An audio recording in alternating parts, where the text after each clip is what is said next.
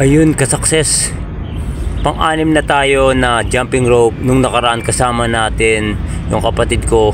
So ngayon, subukan natin kung makakailan tayo. Kasi guys, pangatlong araw na akong hindi nakakapag-jump rope. So i-maintain natin to. Pati ikaw nanonood nito, i-maintain mo rin yung pag-exercise mo. Kasi to guys, yung pag-jump rope, maikli lang na oras kahit busy tayo sa mga paggawa natin ng video na lagi nakaupo. So ngayon guys, mag-exercise tayo para kahit papano maano yung katawan natin. So umpisa na natin. Okay, let's go.